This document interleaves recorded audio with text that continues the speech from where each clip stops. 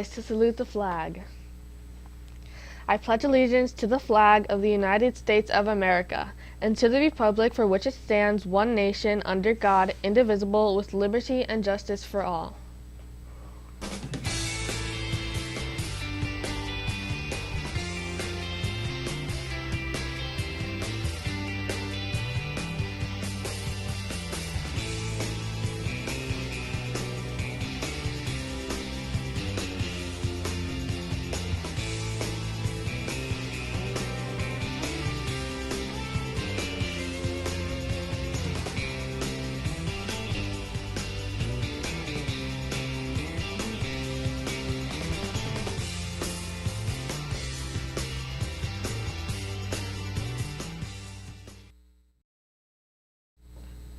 Good morning and welcome to RPtv. Today is Monday, November 15th, 2021. In the middle of last week, a strange occurrence took place in the nighttime skies.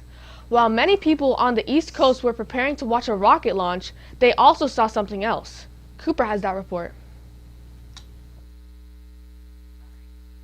The American Meteorological Society issued a statement that a fireball was reported at 9:12 p.m. this past Wednesday.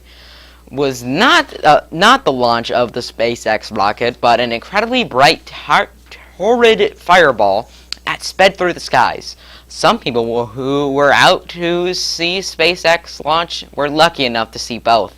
The fiery Falcon 9 rocket soaring spaceward and the streaking fireball, staring and waiting to look forward to the southeast, and out of nowhere, this super bright green streak dropped.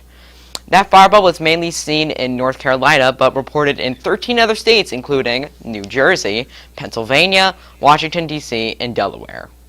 Those who observed the fireball saw a rare sight, experts say. The brighter the fireball is, the rarer the event is. That's because several thousand meteors of fireball magnitude occur in the Earth's atmosphere daily. Most of those happen over the oceans and uninhabited regions during the daylight hours. Announcements. Attention juniors. If you would like to purchase a junior class shirt, please fill out an order form and submit your money to Mr. Salamanca and Mr. Argano no later than today. HBCU Online College Fair, Tuesday, November 16th, from 9 to 1 online. Interested students should see their counselor to arrange for a time outside of class to participate. Art Club and NAHS meeting. Every Friday at school at the public library with a permission slips. Questions? Ask Ms. Gutro.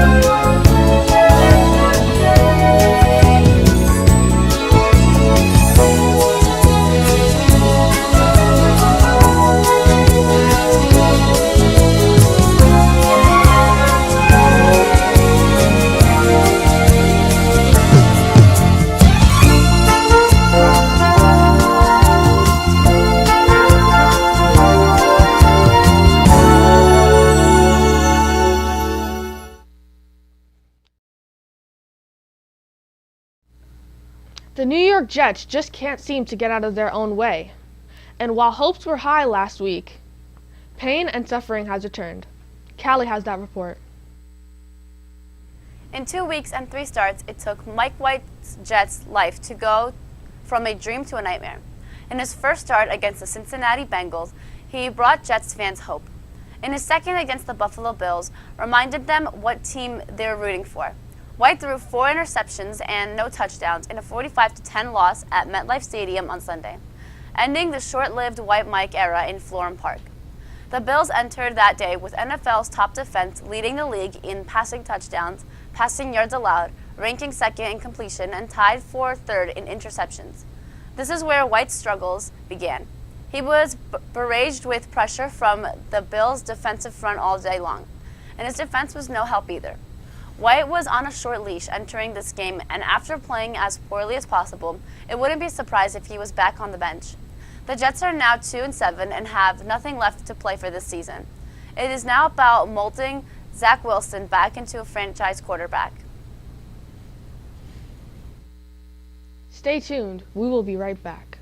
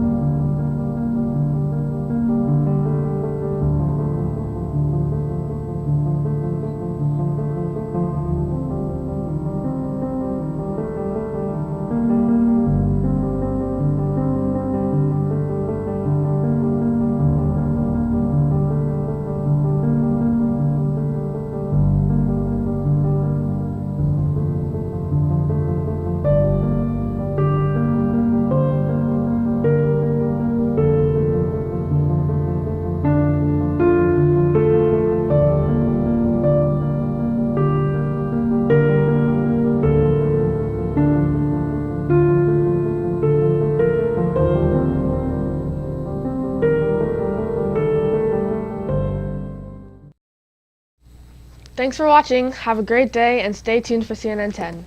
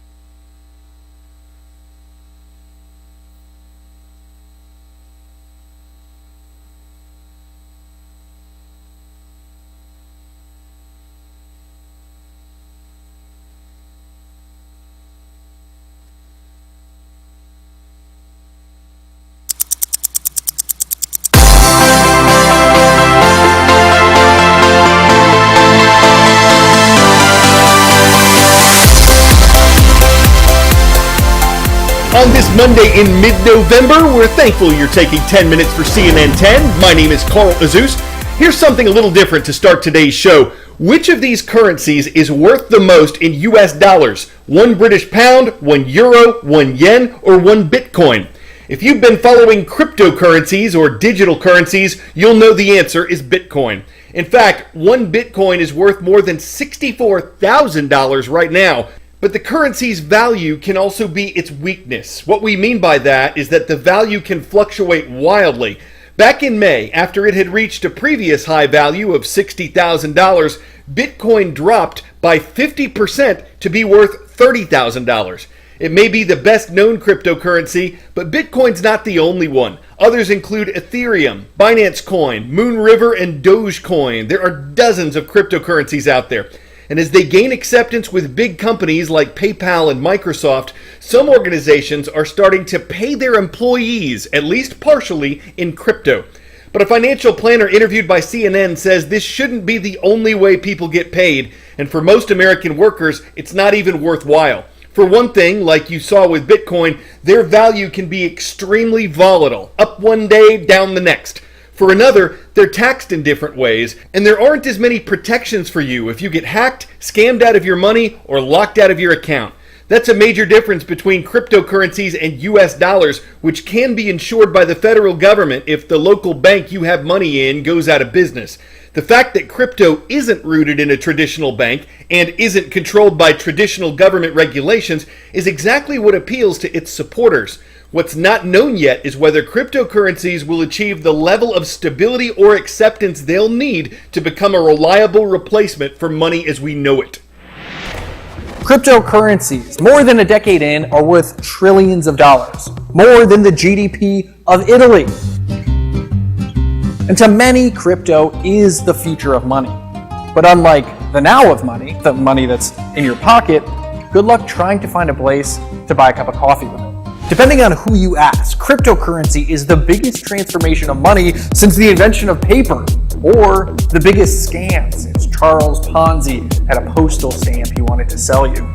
So let's talk about how it works. We know there are many different kinds of crypto. There's Bitcoin, the most famous and the most valuable of all cryptos. Then you have altcoins like Dogecoin. There are thousands of these smaller cryptos whose value fluctuates wildly as new ones are being minted every day. And then there's Ethereum, which has enabled the rise of NFTs, digital art and collectibles that are traded on the blockchain. So you might not be able to buy a cup of coffee with crypto, but you can buy an NFT of one. And what binds the majority of all of them together is the blockchain, this decentralized network of computers that verifies transactions. But another thing that binds cryptocurrencies right now is that they aren't actually that useful. Transaction times are slow. For Bitcoin, it can take up to 20 minutes for a single transaction to go through. On top of that, you'll be paying expensive fees.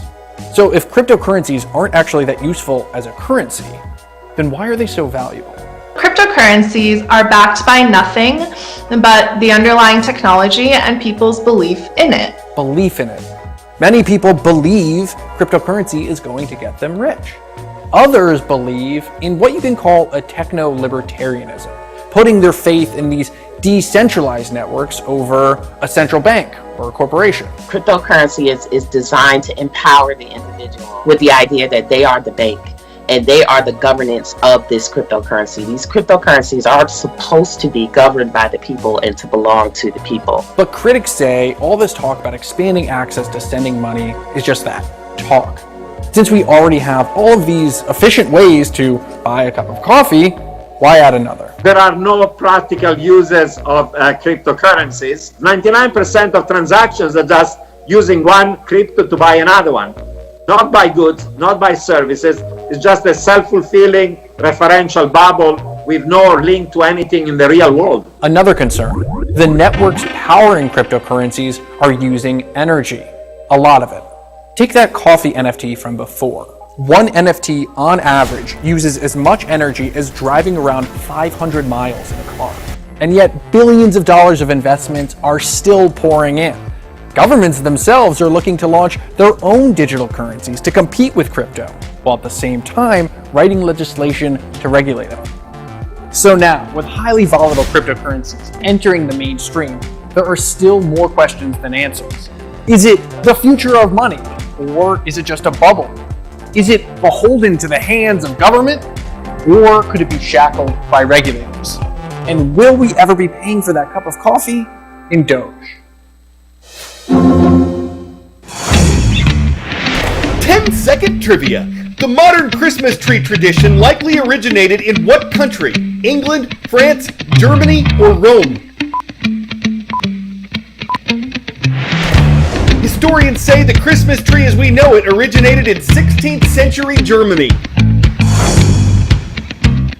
This has become a season of warnings that people should shop early. We've told you how slowdowns in the supply chain could mean lower stocks of Christmas and holiday gifts. We've reported on a possible run on turkeys as Thanksgiving approaches, meaning people who wait too long might not be able to find the right size bird for their families. Today, a new warning about Christmas trees. They may be in short supply as the holiday approaches.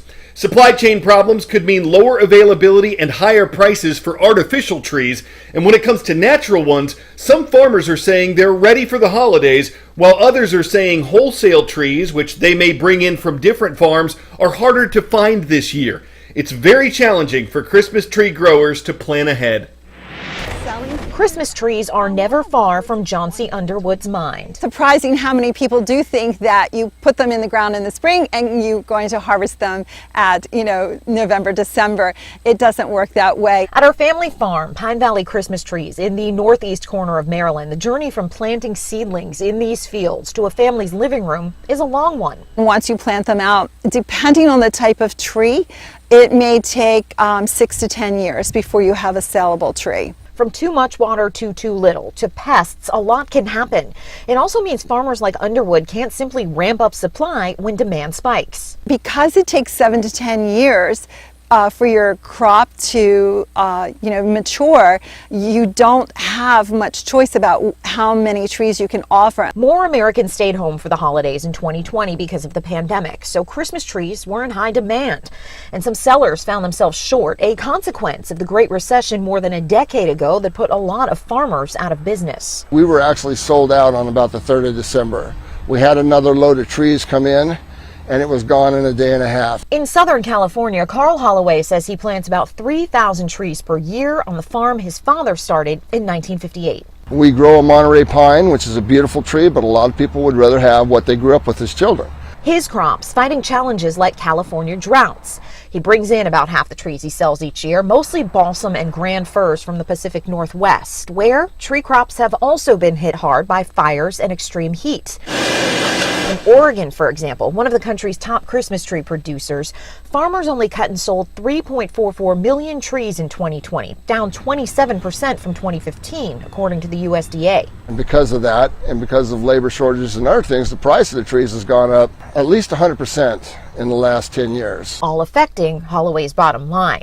But for both farmers, a hectic holiday season is family tradition. I love when our customers come in and they say, my child was a baby when I first started coming here, and now they're bringing their children or their grandchildren. Those deep roots may be a reason to appreciate a tree a little bit more this year. In Elkton, Maryland, I'm Karen Kafa.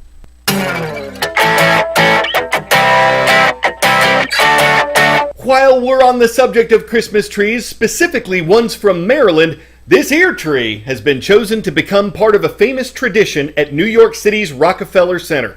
It's a biggin', almost 80 feet tall, 12 tons in weight. The 85-year-old Norway spruce was donated by a family in Maryland, the first time a tree from that state will stand at Rockefeller Center, and it'll be covered with 50,000 colored lights. Well, see, and that's enough to Rockefeller. It'll certainly balsam over, spruce things up, endure freezer temperatures, illuminate spirits that need a little more light at this time. As they say, trees the season. I'm Carl Azus, and from the East Coast, we are flying over to Honolulu, Hawaii for today's shout-out. It's a treat to see our viewers at Radford High School.